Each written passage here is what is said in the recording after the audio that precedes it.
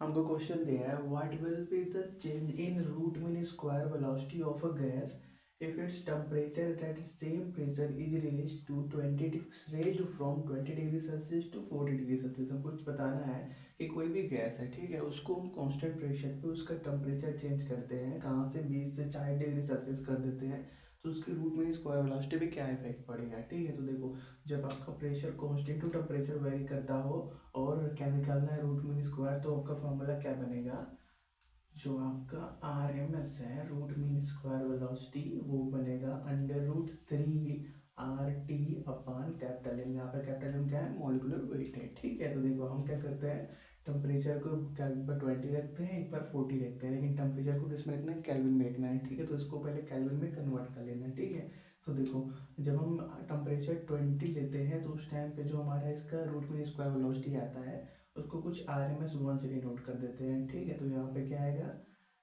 20 जोड़ो 273 में तो आ गया 293। ठीक है, और जब हम क्या करेंगे, टेम्परेचर 40 लेंगे तो उसको हम आर एम एस टू से डिनोट करते हैं, तो वहाँ पे क्या मिलेगा, √3 आर, टेम्परेचर 40 है मतलब 273 और 40 313। ठीक है, अपान कैपिटल एम। अब क्या करो आप, 1/2 कर लो, करने का मतलब RMS 1 अपान RMS 2 का वैल्यू निकाल लो। ठीक है, RMS 2 का वैल्यू निकाल लो, तो देखो होगा क्या, यम यम कैंसिल, 3R कैंसिल, करने का मतलब क्या बचेगा, अंडर रूट के अंदर 293 अपान 313। तो ये नियरली 0.981 टाइम्स जाएगा। ठीक है, अप्रोक्स इतना ही तक ही जाएगा। ठीक है, तो देखो इसका मतलब क्या, जो आपका RMS 1 है वो क्या, 0.981 टाइम्स RMS 2 है। ठीक है, जो आपका पहला RMS 1 का वैल्यू है, करने का मतलब इस गैस का 20 डिग्री सेल्सियस पे, या सिंपली बोल दो 293 कैलोरी पे, जो रूट मीन स्क्वायर वेलोसिटी है वो 0.981 टाइम्स हो जाता है जब हम क्या करते हैं, टेम्परेचर 40 डिग्री कर देते हैं। 40 डिग्री कर देते हैं, या सिंपली बोलो 313 कैलविन कर देते हैं। ठीक है, तो देखो ये है इफेक्ट जब हमारे पास टेम्परेचर चेंज हो रहा है। ठीक है, इसको नोट करो।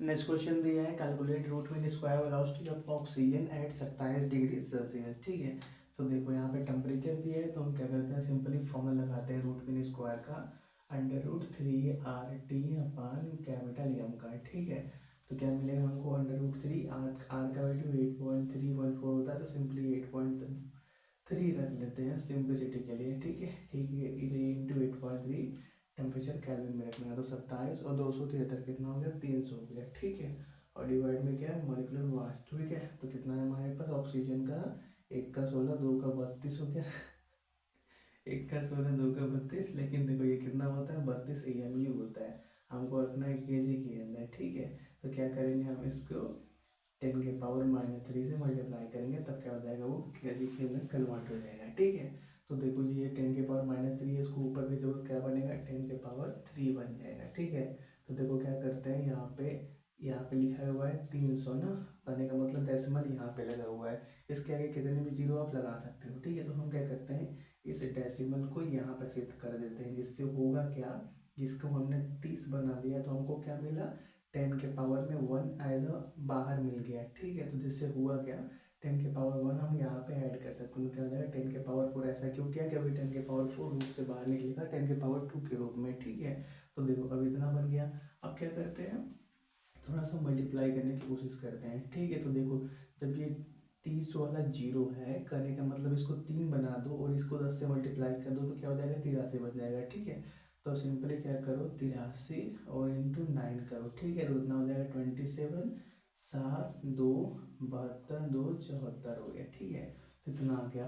क्या करो, उसको 32 से डिवाइड करो तो कितना मिलेगा, 2 टाइम्स गया तो कितने मिला, 64 10 7 मतलब 3 टाइम्स गया तो 96 मतलब 11 बचा, तो पॉइंट लगा के जीरो बढ़ाओ, फिर भी 3 ही टाइम्स जाएगा। ठीक है, तो कितना मिला, नियरली रूट के अंदर 23.3 मिला, 10⁻2 हमने बाहर निकाल दिया है। ठीक है, तो 5 का स्क्वायर 25 होता है, तो नियरली कितना आएगा, 5 का स्क्वायर 25, तो 4.83 मान लेते हैं नियरली। ठीक है, इंटू 10⁻2 है, तो क्या करो, अब पावर को इसमें क्या करो, मल्टीप्लाई कर दो, करने का मतलब 10⁻2 का मतलब 100 से मल्टीप्लाई कर दो, तो क्या मिल जाएगा, सिंपली 483 मिल जाएगा, वेलोसिटी की बात चल रही है तो यूनिट रख दो मीटर पर सेकेंड, ठीक है।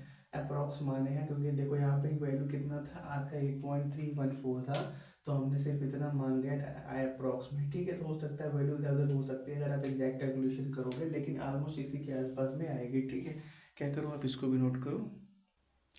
नेक्स्ट दिया है calculate the temperature at which root mean square velocity of sulphur dioxide molecule is same as that of oxygen molecule at 27 degree Celsius, ठीक है। कहने का मतलब हमको वो टेम्परेचर निकालना है जब आपका सल्फर डाइऑक्साइड का रूट मीन स्क्वायर और ऑक्सीजन का root mean square 27 degree Celsius पे इक्वल हो, ठीक है। तो देखो हमको क्या बताना है कि जो आपका RMS सल्फर डाइऑक्साइड का है वो किसके बराबर है, RMS किसका, ऑक्सीजन, ठीक है। लेकिन ऑक्सीजन में टेम्परेचर दे रखा है, तो देखो रूट मीन स्क्वायर का वैल्यू रखो 3R और T, हमको T का वैल्यू फाइंड करना है, R का वैल्यू रखो मत क्योंकि यहाँ पे भी R का वैल्यू रखेगा कट जाएगा, ठीक है।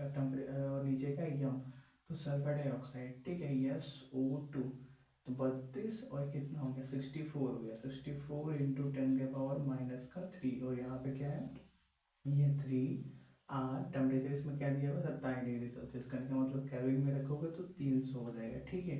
अपन क्या रखना है, ऑक्सीजन का मास 32, ठीक है, इंटू 10⁻³ तो दोनों साइड इक्वल है तो जो कट रहा है काट दो, 3R कैंसिल और यहाँ पे 32 दूना 64 हो गया, ठीक है। अब क्या करो दोनों साइड स्क्वायर कर दो तो रूट हट जाएगा, क्या बचेगा T/2 इज इक्वल टू 300 और यहाँ पे स्क्वायर करने के पहले चलो बाद में ही, ठीक है, इसको भी काट देना, ठीक है, कोई मतलब नहीं, दोनों साइड इक्वल ही था 10⁻³ तो क्या मिल गया आपको टेम्परेचर यहाँ से 600 केल्विन मिल गया। तो 600 केल्विन पे जो आपका सल्फर डाइऑक्साइड का रूट मीन स्क्वायर वेलोसिटी होगा वो ऑक्सीजन के रूट मीन स्क्वायर वेलोसिटी, जिस टाइम पे ऑक्सीजन का टेम्परेचर 300 केल्विन है, दोनों क्या होंगे बराबर होंगे, ठीक है।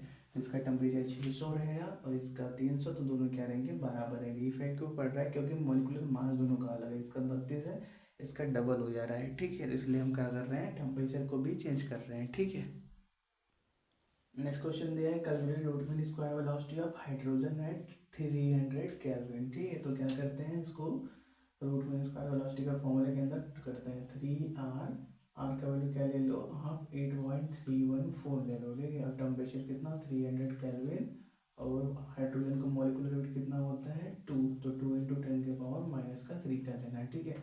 तो क्या क्या इसके बाद कैलकुलेशन बचा है, सॉल्व करके आपको रिजल्ट मिल जाएगा, ठीक है। तो देखो जैसे यहीं हम क्या करें, हाइड्रोजन की जगह नाइट्रोजन की बात करें, N2 के बारे में, नाइट्रोजन गैस के बारे में, तो वहाँ पर क्या चेंजेस आएगा, उसका root mean square velocity √3R का वैल्यू 8.314 ही ले लेना है। टेम्परेचर क्या आपका 300 केल्विन है और नाइट्रोजन का मॉलिक्यूलर मास की बात करें तो कितना होगा 28, ठीक है। तो 28 इंटू 10⁻³ बस क्या है कैलकुलेशन सॉल्व कर लोगे, जो भी रिजल्ट आएगा मतलब जो भी आंसर आएगा उसको आप बता सकते हो, ठीक है। क्या करो इसको नोट करो। हमको क्वेश्चन दिया है at 27 degree Celsius the ratio of root mean square velocities of ozone to oxygen is, हमको क्या 27 डिग्री सेल्सियस पे ओजोन टू ऑक्सीजन का रूट मीन स्क्वायर रेशियो निकालना है, ठीक है। तो हमको करना क्या है, RMS ओजोन 27 डिग्री सेल्सियस पे अपन RMS oxygen as 27 degree Celsius निकालना है, ठीक है। तो पहले ओजोन के बारे में बात करते हैं, तो उसका मॉलिक्यूलर मास अलग है आपके ऑक्सीजन से, बाकी चीज़ें सेम है, ठीक है। तो टेम्परेचर कितना लेना है 27 डिग्री सेल्सियस मतलब 300 केल्विन, ओजोन का मास 48, ठीक है।